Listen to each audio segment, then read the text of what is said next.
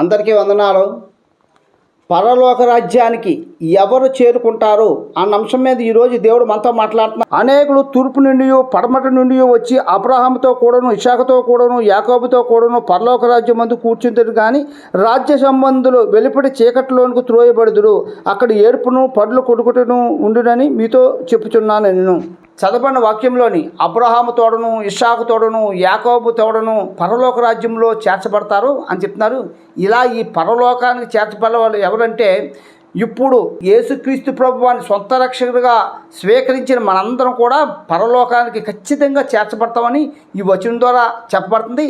అయితే రాజ్య సంబంధులు మాత్రం పరలోకానికి చేర్చబడరు అంటున్నారు. ఇంతకీ రాజ్య సంబంధులు అంటే ఎవరంటే, యేసుక్రీస్తు ప్రభువారు తన సొంత జనాంగం అనుకున్నటువంటి ఇశ్రాయేల్ ప్రజలు వాళ్ళు మాత్రం పరలోకానికి చేరని చెప్తున్నారు.